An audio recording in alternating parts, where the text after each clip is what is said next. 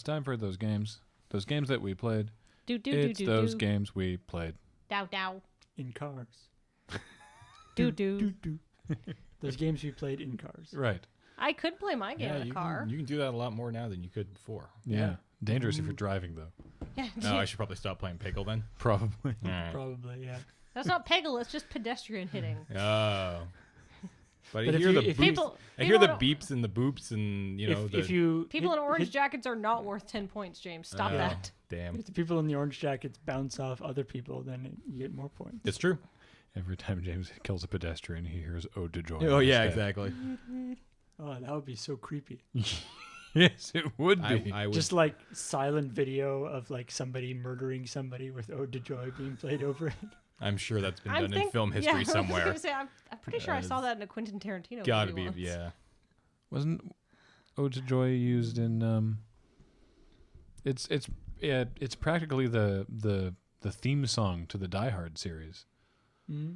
Because it's not in the second one, but I think they brought it back in the third one. I can't remember. We just watched the third one. There was no Ode to Joy. It's not Isn't it in the Christmas themed. trailer maybe for it's the second 5? one. Yeah, it's in the trailer for Yeah. the new one. Because the first one's at Christmas, and "Ode to Joy" is like the entire score is actually quite amazing. The entire score of the first movie, Yeah, it is "Ode to Joy," like reorchestrated multiple different ways. Yeah. Mm-hmm. like it's really quite neat. So that's video games. Yeah. Yeah. Sure. Hey, So- there's a Die Hard video game. There was. That sucked. I reviewed it back when I was doing reviews for the Game Boys. Mm-hmm. It was like Die Hard Trilogy, the game. Yeah. I wish I could play it now, knowing the actual trilogy better. Maybe I You should didn't have have- watched the movies You before I hadn't actually reviewed played that the game. movies when you reviewed it? You hadn't seen any of the movies? Not then, no. Uh-huh. I came late to the Die Hard I franchise. seem to recall it was a really shitty game. Oh, it was a terrible game regardless. regardless. But yeah. Accuracy to the source material was not its biggest problem, is what you're saying. No. Thinking about it now, it definitely was a problem, but not the biggest. Anyways. Anyway, this week we'll be talking about a variety of games. Was Hans Gruber like a cyborg? Like it just kept coming back? That's awesome. We're talking about a bunch of games and our thoughts about the PS4 announcement. So, Before. but first, what has we been playing? What could you be playing in a car, Kathleen? Oh, I could be playing my PS Vita, which is Da-da-da. a really great system. I love it. I was talking about this on Twitter. Like, I've kind of bought it because I wanted to play Persona 4 The Golden. But now that I've used the Vita, it's nice. Here, you can just turn it on. What makes it nicer than a PSP? The screen is gorgeous. The touch controls are actually really nice for Like- stuff. PSP had a really nice screen too. Yeah, the screen on the Vita is really incredible. And just the system is really nice. It has good battery life. Like, it has comparable PSP battery life, despite the fact that it is a much bigger screen. It's got this really big 5-inch color screen. Like, I feel like, and it's just a nice weight, and the form factor is really good. It is really just nice to play on, right? Like, I don't know, it's hard to describe, but it feels good. Cool. So, I don't know. If you're debating getting a Vita, they are very nice systems. And, of course, I'm playing Persona 4 The Golden, which is a remake of probably my favorite video game of all time, and I have a lot of cool stuff to say about it. And remake is important, right? Like, it's not just a port. It is absolutely not a straight port. They've pretty. changed some things. They've obviously remastered the graphics, and so there's a greater draw distance and stuff like that. There's It's like widescreen now. Yeah, it's widescreen. There's like a new menu interface and stuff like that. That's all like obviously that's all stuff that they're gonna have to do anyhow because they're porting it to an HD system. A really interesting thing about Persona 4 The Golden is, I'm sure a lot of people have said that there's a lot of new stuff, and it's not like, oh, we've added a new event because now you can get a scooter, so you've got this thing. They've added like tons of like just small little throwaway exchanges and stuff like that are maybe only like 30 seconds long, but they just help to flesh out your characters a little bit, which is nice. I think that's kind of cool. Like, they're not just like, all right, do what we have to do, put in a couple new things so people buy it, but like, and they've I like also, that a lot. That it's not just like that. It's not just it. here's the new event for the game. It's the same right? game, and then there's this new side area Yeah. that they've actually like gone back and sort of added a ton of new stuff. Yeah. Just bits and pieces here and there. Yeah, I mean, and obviously it's been quite a few years since I've played it, but there's a new scene where there's thunder and lightning, and it comes out that Chie is actually really scared of lightning, which which is kind of ridiculous considering Chie is just like, I'm gonna punch them in the face, yeah, kung fu, right? Kung Fu. And It's you almost like a director's cut or something. Yeah, Like yeah. it's maybe stuff that they wanted to put in but didn't have time in the first go around. yeah, and yeah, they've just I really enjoy that. The characters are all fleshed out a bit. There's so many social links now. There's 2 new social links, and for a while, because I've already played the game, I know what happens. I was like, oh, I'll go through and try to use like a max social link completion guide, so I can be more efficient and like max out all these things that I didn't do before. Now I'm like, I don't care, it's too restrictive. Because like if you're gonna do a max social link completion guide, like it was already really hard before. Like you had to be very careful about how you spent your time. But now, because there are 2 new social links, like I know, because it's like I don't even know what's going on. It's too much. Yosuke, they have made him a little bit more girl crazy, which I actually think makes him a little less likable as a character.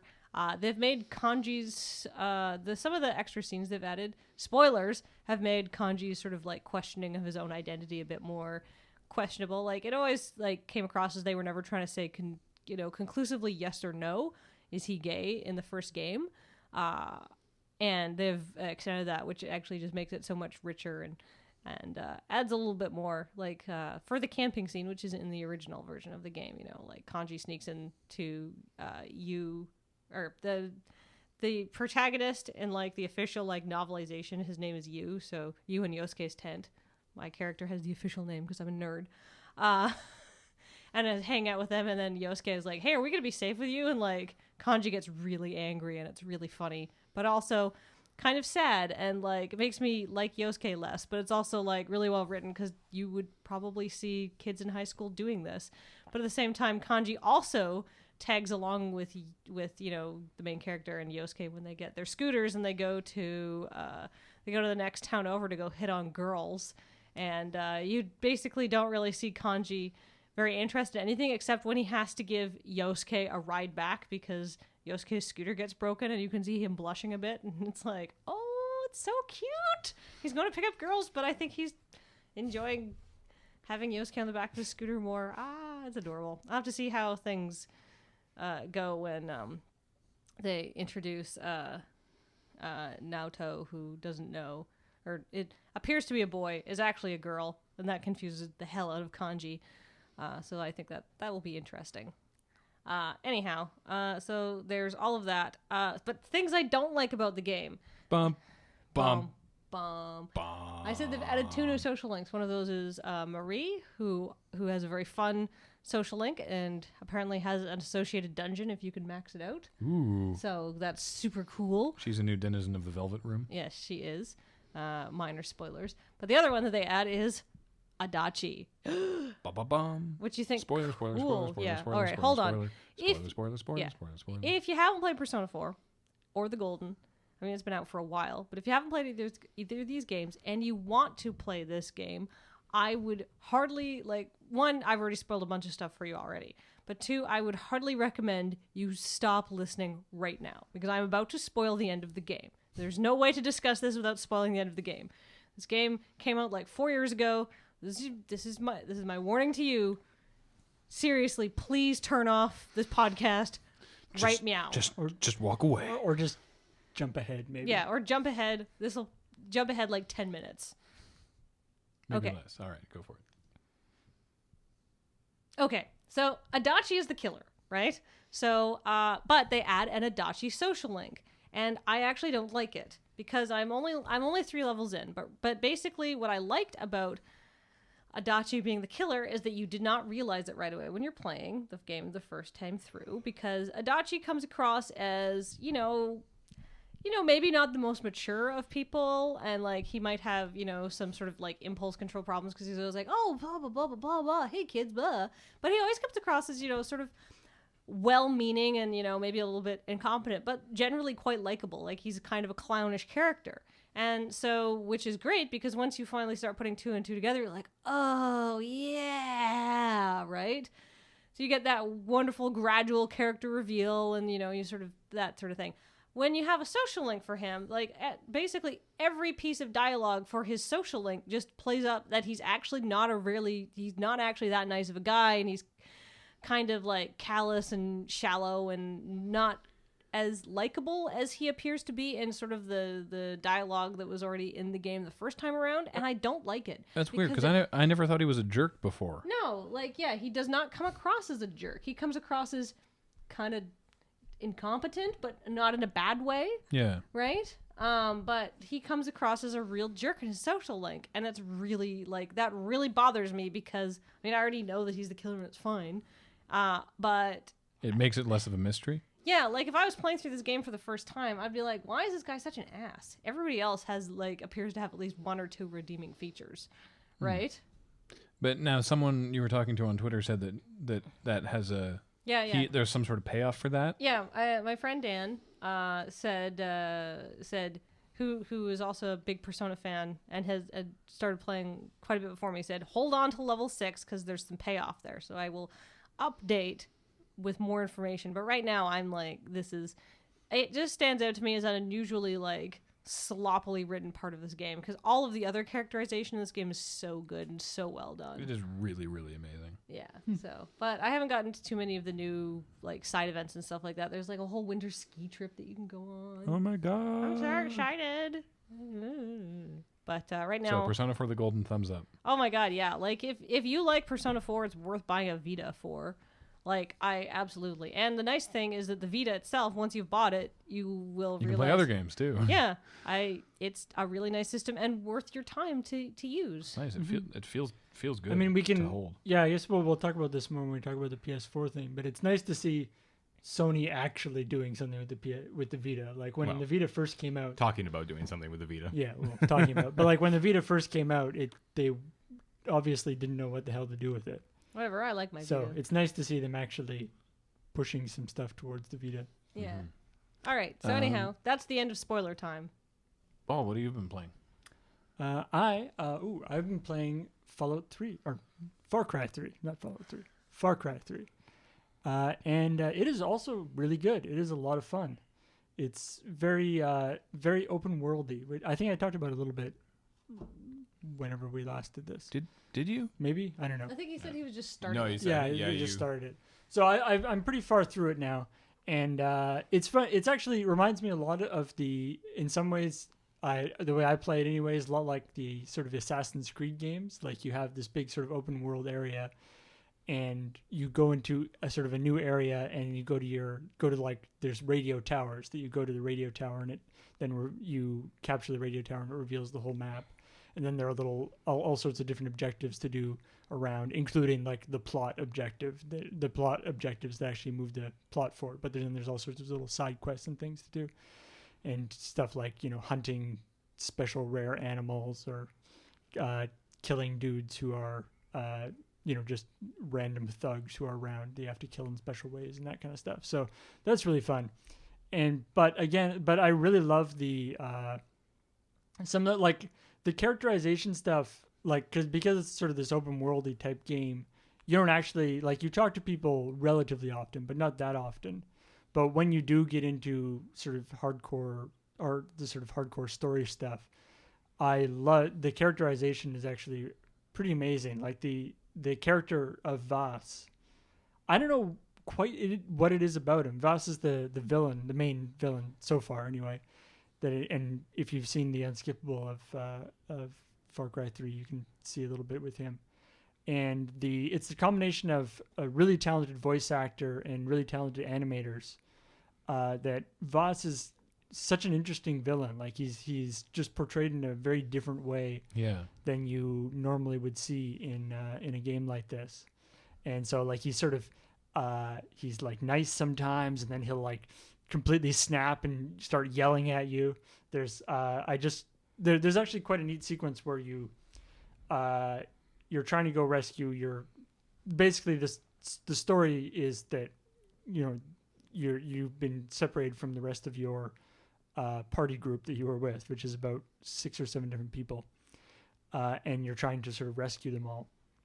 And so you get a location of one of these people and you go into it, and you're going along okay, but then things mess up and you get knocked out, and you wake up tied to a chair with Vaas pouring gasoline on you with like the other people with like a couple of your friends also having gasoline being poured on you. And so he does this very casually. He's like pouring gasoline on you, and then he's talking about like his life a little bit. Like he's sort of talking about like it's like, it's not my fault that I'm, such a bad guy. What was I supposed to do? Da, da, da, da. And while he's doing that, he's got this this lighter. He's got like a like a Zippo? A Zippo lighter that he's like flicking. And so he's doing this. And it's like this 3 or 4 minute speech that he's doing. He's flicking this lighter, and he sort of stops and goes, "This lighter fucking sucks," and throws it away, and pulls out a book of matches and lights a match and throws it. Like he's not doing it in like a menacing way. He's legitimately trying to start it, but it just doesn't start. That's awesome. And so then there's like a whole a thing you have to do a bunch of stuff while the room is burning down, and break out of your chair and rescue people and stuff. And there's actually like another quite neat sort of characterization thing that doesn't really come across because it's it doesn't come across as you're playing it because it's you that is playing it, right? But in the beginning of the game, like in like the intro sequence you see in the Unskippable, you're the younger brother of this of your older brother is like an army guy, and he kills somebody while you're escaping from this place at the very beginning of the game. And you're like, holy shit, man, you just killed that guy. Oh, Jesus. Like, you're totally freaked out. Yeah. And then, of course, in the course of the game, you are killing a lot of people. You get it's progressively more badass. It's that kind of a game. It's a first-person shooter, fundamentally. And so you're killing, I've probably killed 100 people in the game, right? It's not quite as bad as like Uncharted or something where you've killed like thousands of people by the end of the game, but you have killed a pretty substantial chunk of people. And you have these like tattoos all up one of your arms that indicate all the different abilities you've learned. Like that's how you level up, is that you earn like new abilities, and when you earn a new ability, you get like a tattoo on your arm that represents that ability. That's ridiculous. Trapped on a desert, like an island, people trying to kill you. Yeah. Have time to get a tattoo. Magical realism, James. Well, it's. I mean, there's. It doesn't give you the power. It's just represents. No. But like, does he actually like? I'm curious. Like, there's a guy who gives you the tattoo. So he actually like does get the tattoo. Yeah. Like he stops for a breather and gets a tattoo. That's awesome. Yeah. Well, there's a guy who gives you the tattoo after you get the first couple. They sort of they wave that away, and you just have the tattoo. You just assume that's what happened. They actually do a really good job of like stuff like guns. Like once you buy a gun, you can always just get it at your various safe houses. Yeah. You don't have to like rebuy. Like they do a lot of sort of streamlining stuff that theoretically takes away from the actual realism, but adds to the actual fun of the game, which I think is important. Now I'm okay with that because under no circumstances were I imprisoned by crazy, ethnically unknown terrorists in a tropical paradise would I be in a situation where I would be able to kill one of them, having no previous training, let alone hundreds, right? Yeah, well, and so the idea, I mean, there is sort of a semi-mystical aspect to it in that there's a religion that the guys who you're on the same side of sort of tell you that you're getting power from these tattoos, but it's theoretically probably the other way around. But anyway, but there's this neat sequence.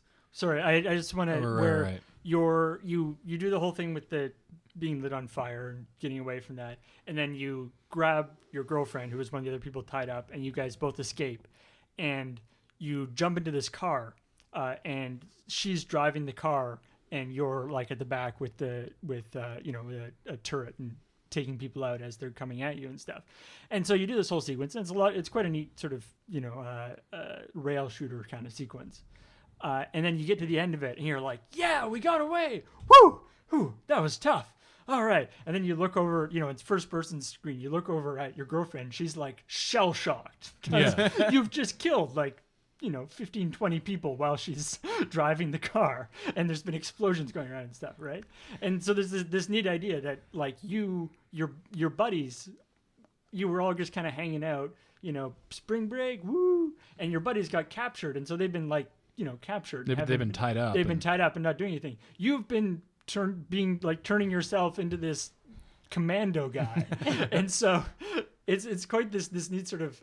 They did it quite well. This sort of realization that it's like, what happened to you? Yeah, that when this all is over, you aren't just going to go back to the way you were. No, you which are is changed. neat. So I'm not the whole way through the game yet or anything, but I really like some stuff like that. So I would highly recommend it. What's just for one other thing you were telling me? What's scarier than the people in the game? Oh yeah, the animals are actually much scarier than the people, because people, you can like look at them and he's like, okay, he's looking that way. I'll sneak up behind him and stab him and stuff.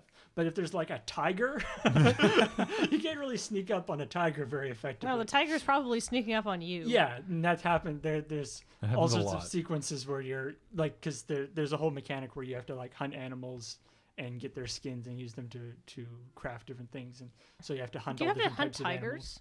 of animals. Yep. They're You endangered. hunt. They're on this island. They're attacking you. There's a lot of tigers on this island. They seem to be okay. if they're actively mauling you, I think you're allowed. No, Yes. there are more humans than tigers. If they're actively mauling you, Then you're allowed to kill them. first of all, these are video game tigers, so shut up. Secondly, No, it's promoting. in real life. Real life, if a tiger's mauling me, I'm not gonna be like, well, he is in danger. Yeah, I'll let it pass Actually, this time. the best part, there's these great, like, there's, you have to go around and kill. Graham, if a mother tiger ever kills me because she needs to feed her cubs, do not avenge Do not avenge me by killing that tiger. You are not allowed. I'm not gonna avenge you. Avenging is different than defending Dude, yourself. don't defend me against Stop the changing tigers. the subject. Wait, so if you're being killed and Graham's standing That is a there, false equivalency. He has to watch you die? That's pretty hardcore. All right. I'm super hardcore. I will make sure to watch a tiger eviscerate you. You have my promise. You No, strange person. I just really like tigers. All right, keep going, So, Paul. but anyway, so you have to hunt various animals to be able to craft different things. But then there's also these like special hunts that are like on various bulletin boards around. It's like, hunt this. Either it'll be like a particularly nasty version of an animal, or it'll be like a whole bunch of animals with a specific weapon. So it's like, hunt this emu with bow and arrow. And you're like, oh, damn it. I've only killed those things with shotguns before. Right? But then there's... Sorry, just you're killing an emu with a shotgun. But it's not actually an emu. It's some Yeah. other kind of giant bird thing. I forget what they're called. Anyway, but then there's some ones that are after you like get all the main things that you need to get in terms of things, but there's still more of these hunts, but they start getting ridiculous. So like I just did one where it was like, we have a problem with a bunch of rabid dogs in this area. So hunt this pack of dogs with an RPG. The RPG will be supplied to you when you get there. It's like, what? That doesn't make any sense. That's just has to fuck around with an RPG. Yeah, exactly. It's better than like kill 3 sharks with a knife. Yeah, well, I had to kill this special shark with a bow and arrow, which was a pain in the ass. Wow, I had to like that'd be stand on hard. like a rock and like, what's it? Kill? Oh, tell them about the damage thing. Oh yeah, so there's a weird thing. There's some little weird glitch or aspects to it that I don't like from a gameplay perspective. One of them is you've got health packs that you can use, obviously, and they regain your health. But if you don't have any health pack, you can just hold down the health pack button and you do like first aid on yourself. You like, What's wrong with that? well, except you can't do first aid on yourself if you have a health pack. Right? Oh, that's kind of weird. Yeah. But the fun part about the first aid on yourself is it changes depending on how you were hurt.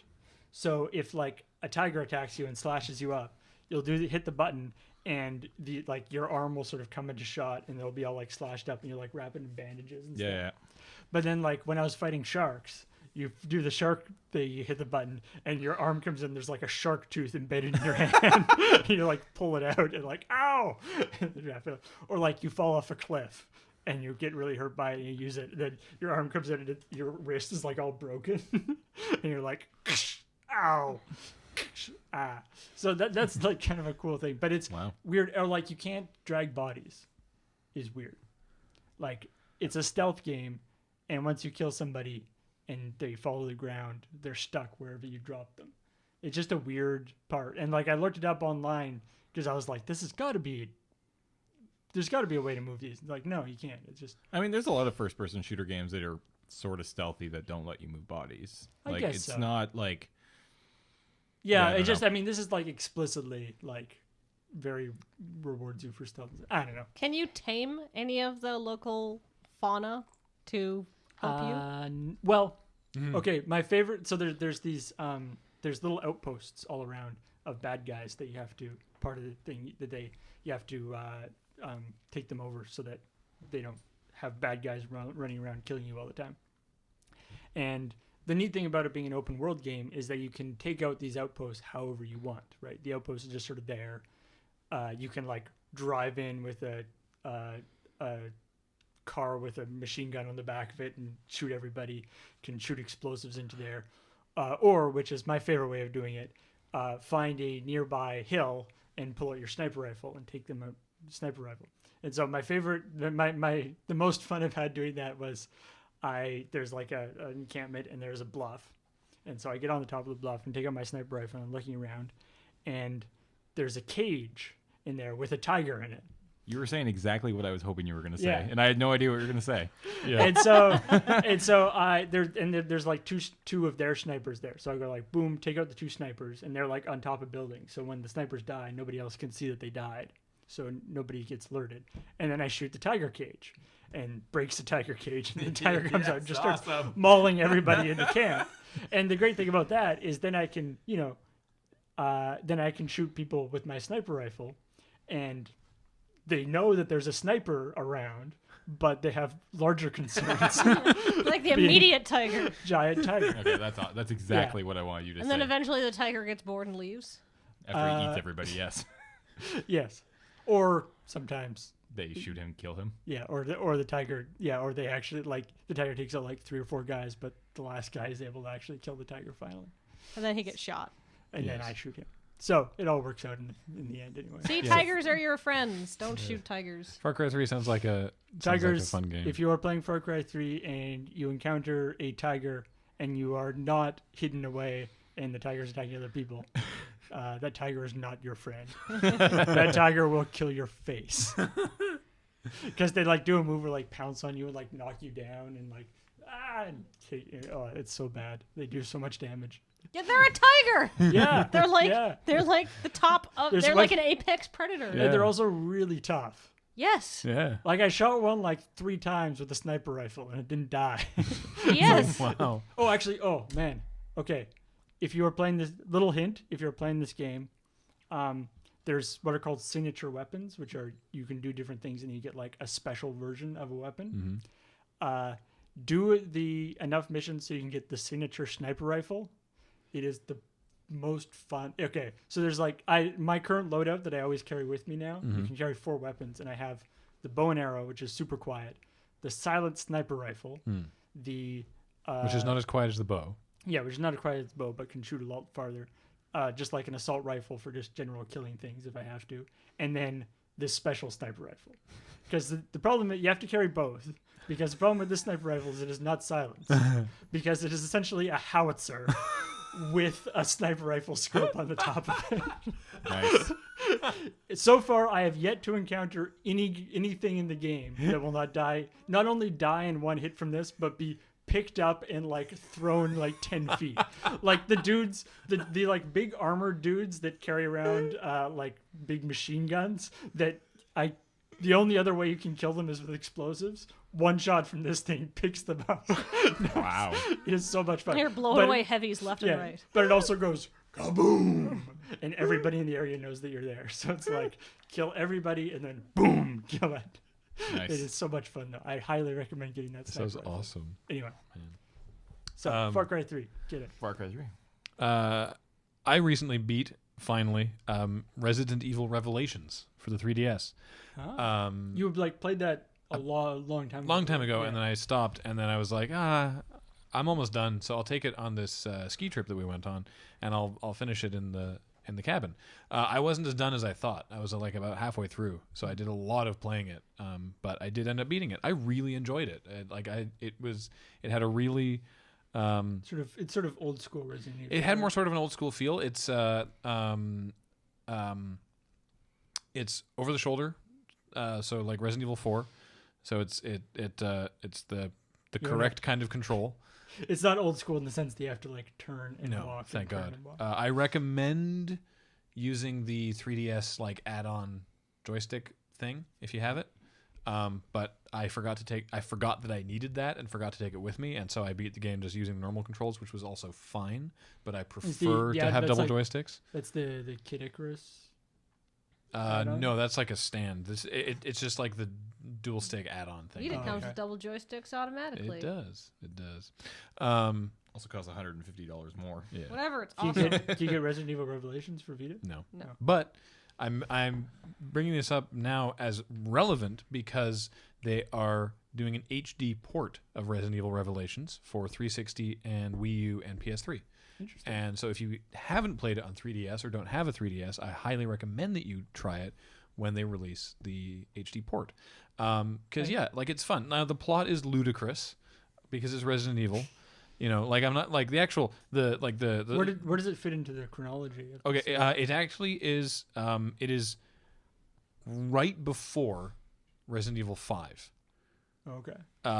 Because so Resident Evil 5 starts and Chris is in Africa all mopey because Jill is dead, and there's a flashback that you can play as a DLC mission for that game that is them confronting Wesker in this mansion. It's like Resident Evil 5 something nightmares or something. It's not the mansion though. No. That mission, that mansion mission, is where Chris and Jill go at the end of this game. Oh, cool. So okay. it's immediately preceding the DLC prologue to Resident Evil 5. Nice. So that's where it falls in the chronology. It is the prologue to the prologue. Yeah, but this game's all about like you have the same sort of partner thing, Spoiler: Jill dies. I guess.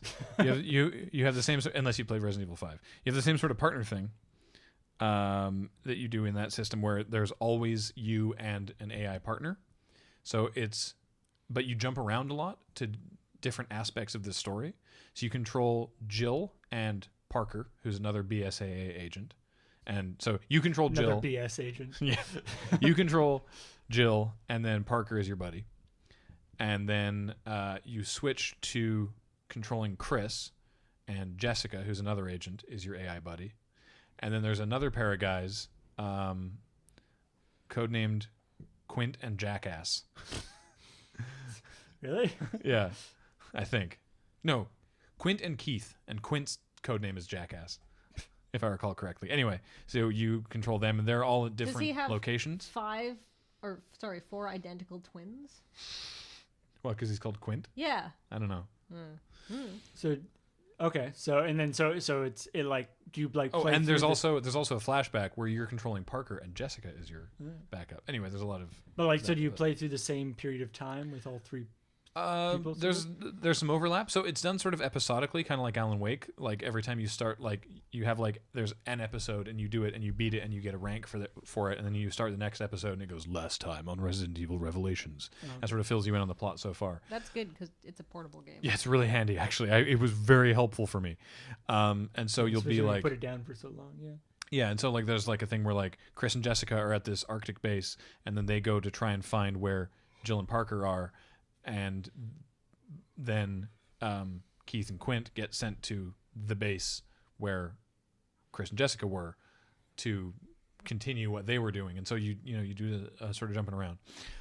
There's a system which I completely forgot about when I picked it back up until about halfway through when I was playing it, where one of your weapons is a scanner, and you sort of bring it up and then it goes into first person, and you can look around for hidden items in the rooms, and you can scan enemies. And it's like you get more percentage of a research scan for newer enemies and for enemies that are alive. And every time you get 100, like every time you build up one level of research, you get a free healing item, which you'll probably need if you're spending your time in combat aiming your thing at people. Yeah, it's I really enjoyed it. Like the main sort of plot hook is that some Bright fucking Spark thought it'd be a great idea to get on a boat, go out in the middle of the ocean, and start testing the T virus on marine life. Because, let's take a virus that takes like normal things like dogs and turns them into horrifying hell beasts and apply it to things that already look like hell beasts.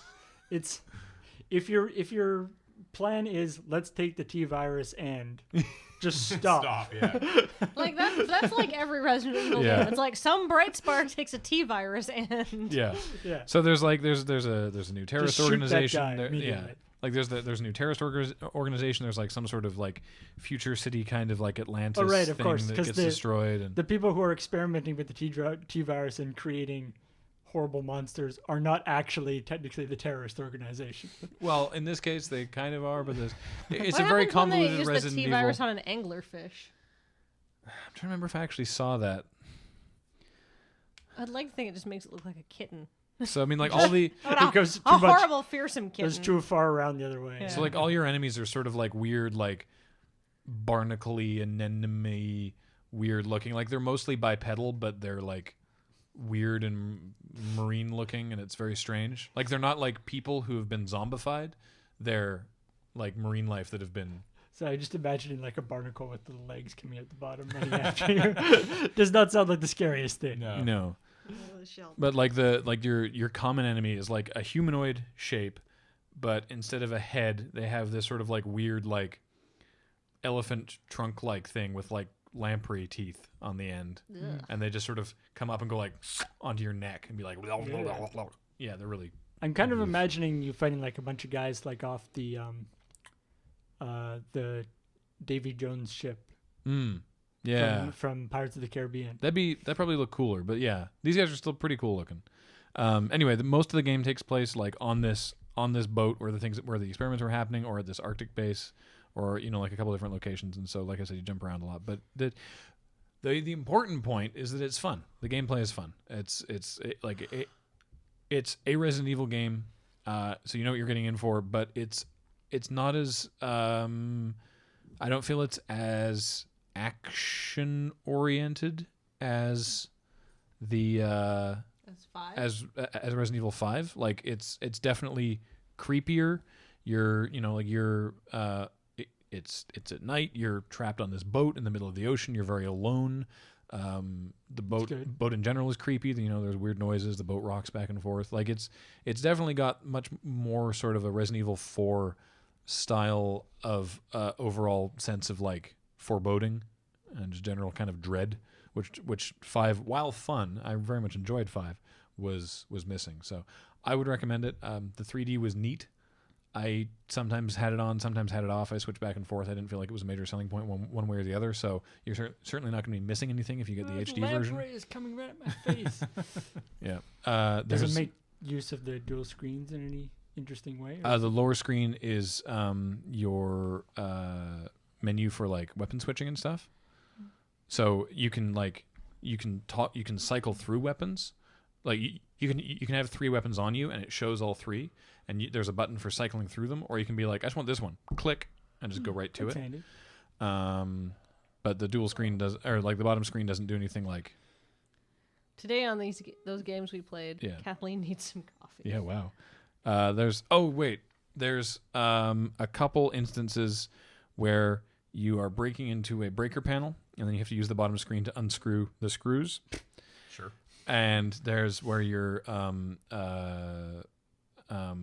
blowtorching through a door, and you have to like trace trace around the door. And I think there was one other thing. Oh, there's like a hacking thing where you need to like move wires around. So there's three Hack the planet. infrequent kind of stupid uses of the touchscreen. With a blowtorch, could you cut shapes out? No. See, there's a missed opportunity. Yeah. Right? Charge through a door shaped like a penis. Exactly. Sometimes it seems like Nintendo like mandates. It's like you have to have at least one bullshit use of the bottom screen in every game. But Cool. yeah, I would very much recommend it. Holy crap, guys! Oh, I'm Sorry, yawning. sorry. James. I Really play Magic. We'll talk about it next week. All right. PS4. Let's Is talk this about new that. game. Sorry? I said it's this new game you may not have Yeah, heard you of may called not have heard Magic. of it. called magic. So yeah, the PS4. The best PS4 yet. Sure is a PS4. I think. I don't know. I haven't seen it yet, so I don't actually know. Well, here's the thing. I think it's silly that they didn't show the system.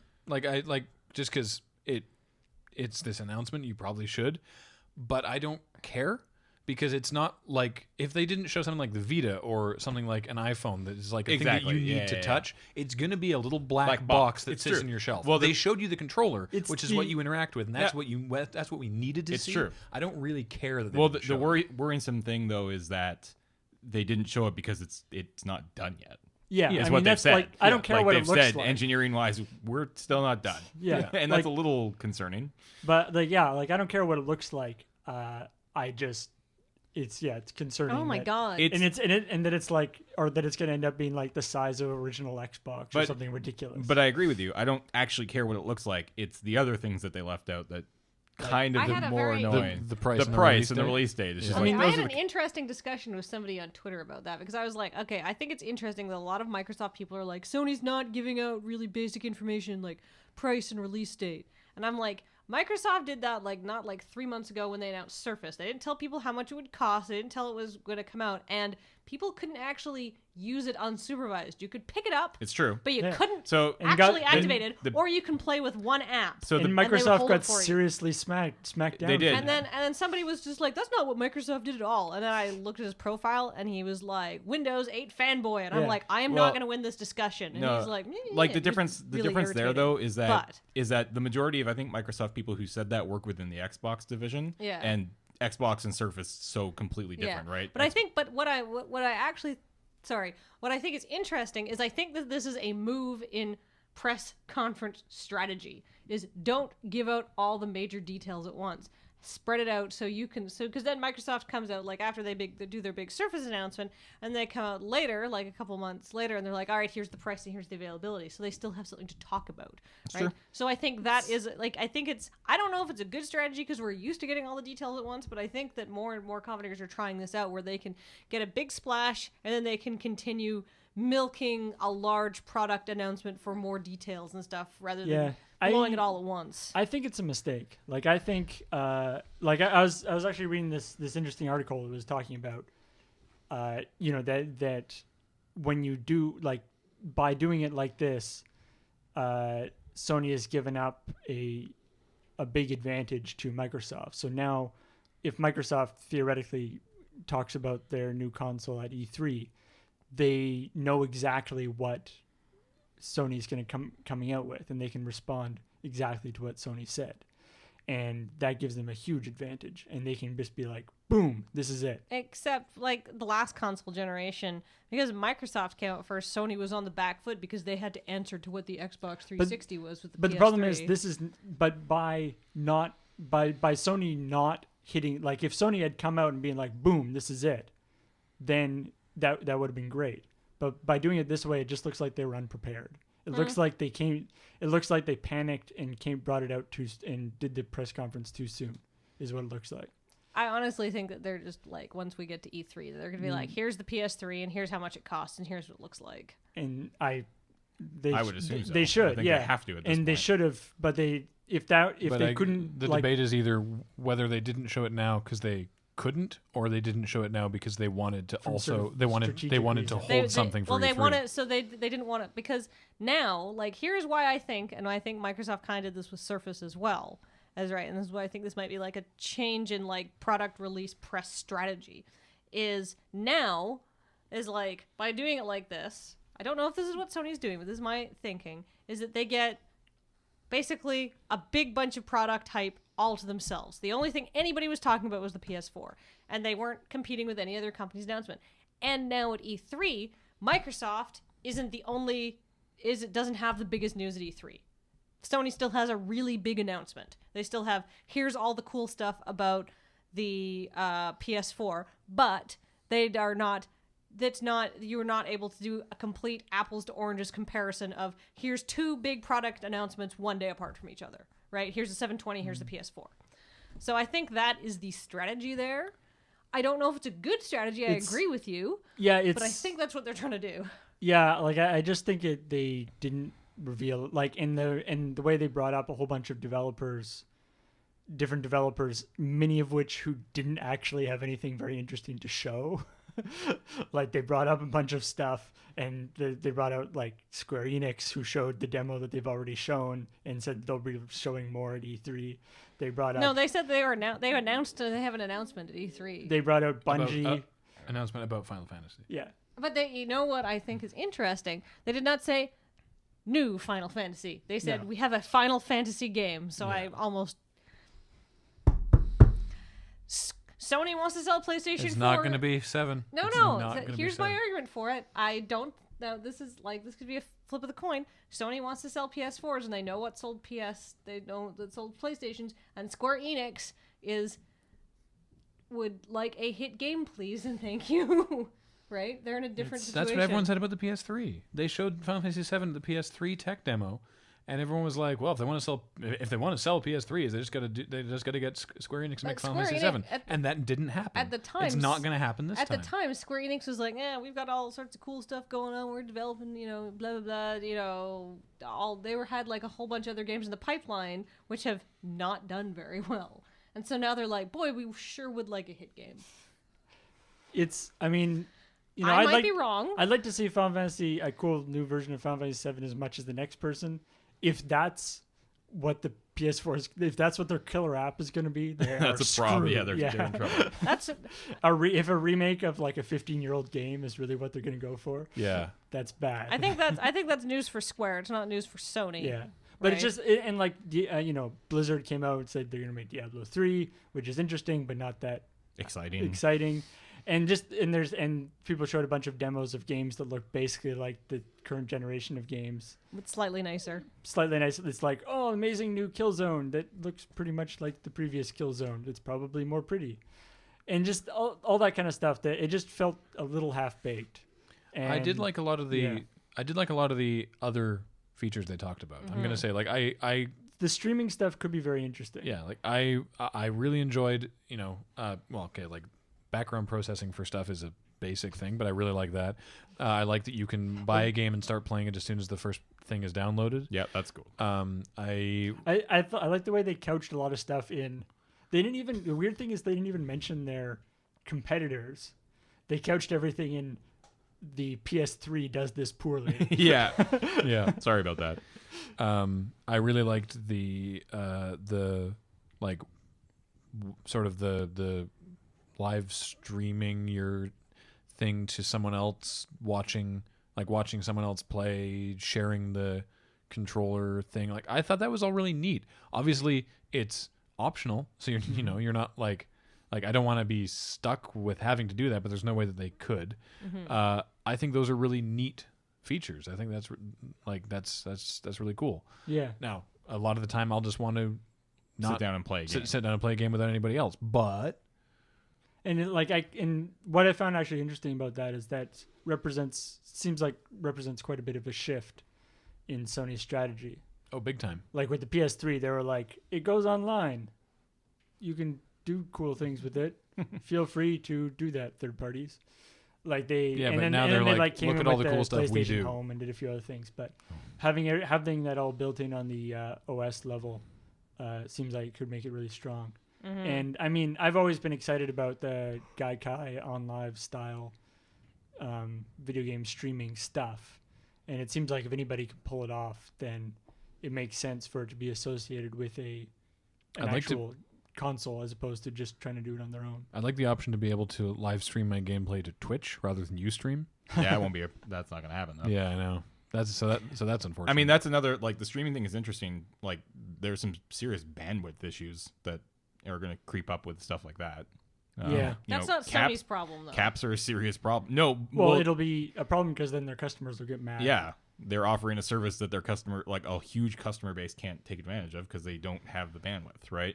Well, it's also I can see with the video game streaming thing, especially like the auto run Gaikai technology, that they're going to be advertising it. And they're going to be like, yeah, here you go, buy your PS4. And people in like New York and San Francisco will be able to do it, and nobody else will. Yeah, because, exactly. The network has to be there, right? And right. Whether Sony can actually roll out that network. I mean, they've said that they're going to, but Yeah, that's we know that's a big.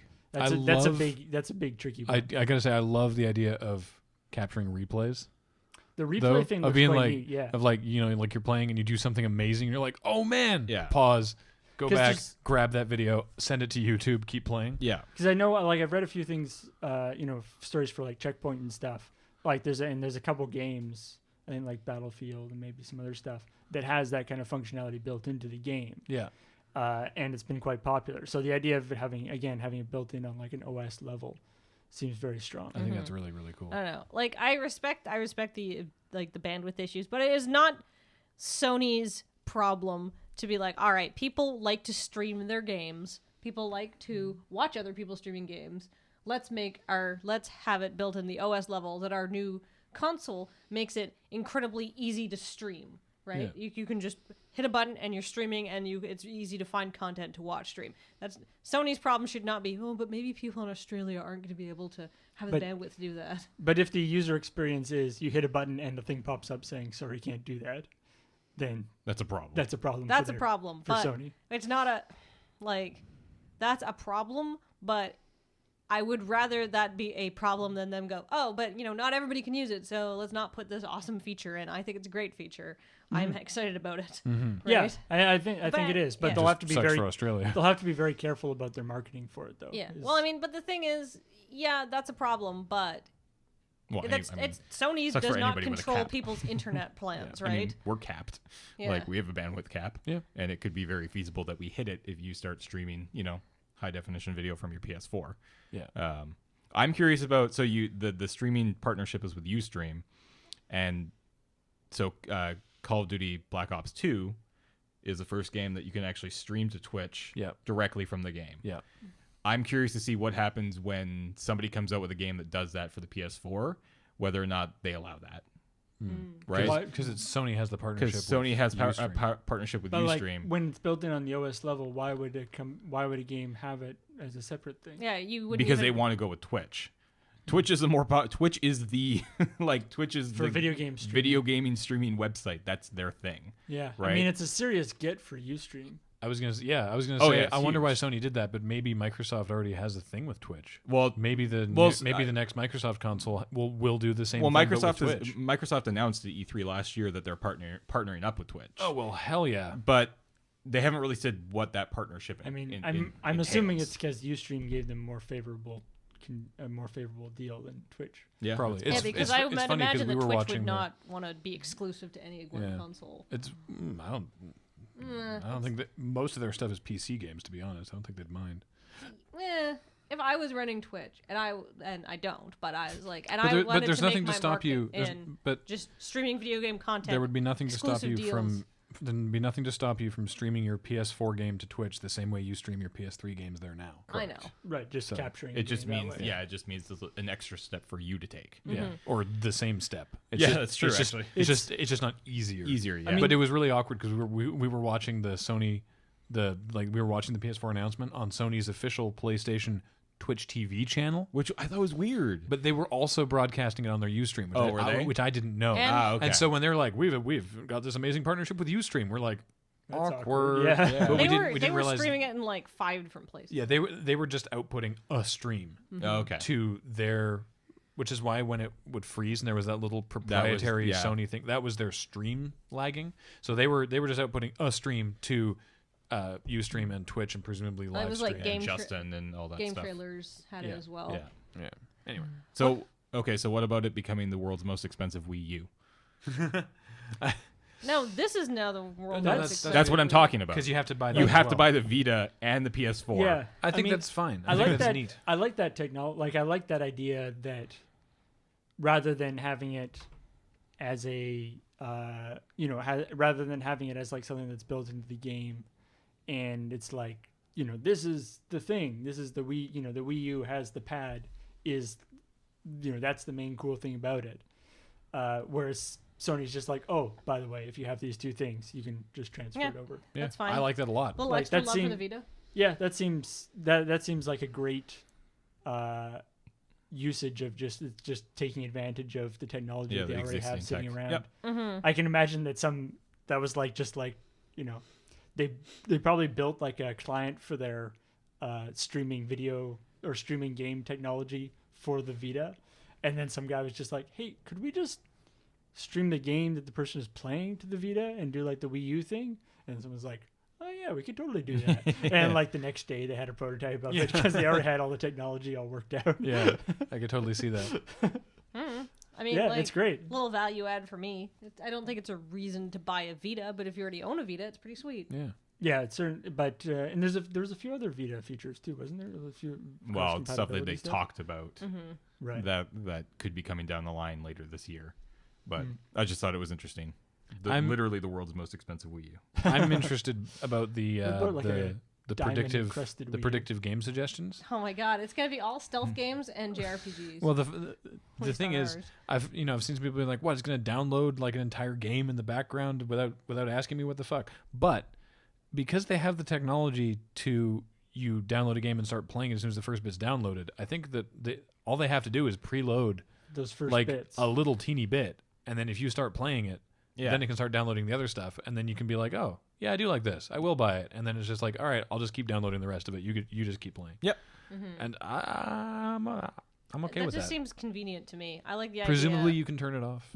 I would You'd assume have so. to. Well, Yeah. you'd have to because it's essentially looking at your habits, right? Yeah. Like, Well, it's using your internet. It would use some amount of internet. Yeah. So Yeah. Yeah, I'm fine with that. Yeah, I mean it's the. I think it's cool. I don't know. I mean, I it guess all depends like, on how good a evaluation system it is. Yeah. I mean, I guess like it was a weird announcement, but overall, I mean, okay. At the end of the day, it's about the games, right? Yeah. And the games didn't blow me away. Yeah. Like the games that they talked about at the release. I still think all right. Watch Dogs looks sweet. Watch Dogs It's looks the the take home for me was it's going to be basically the same but prettier, Yeah. Yeah. which I don't know if And that's I'm- really. I'm- what, It's and going to sure have I'll a better get one- user interface, and it's going to be easier. It's going to look nicer, And I'm sure I'll get one easier to use, eventually, and- but I'm not. I don't think I'm. Gonna I don't be see like, one getting one day one. yeah. unless something amazing happens. Yeah. I said that if Uncharted 4 is a release title, I might think about it. I do That's- love that's my fair. Uncharted. Yeah. And like, yeah, it's just doing. I guess like I haven't really seen that much. They didn't really show that much stuff. Like they, showed all this amazing technology lets us, the game looks prettier, but they didn't show anything that was like something that we couldn't have done before at all. Now we can do like no sort of totally different yeah. types Yeah. of things. While I'm throwing out ridiculous speculation, you know what I actually think will be a Japanese release title, considering how many units of this it pushed? The next Persona game. Yeah. Because I they can have do that. said they're working on an HD Persona. They are working on Persona 5.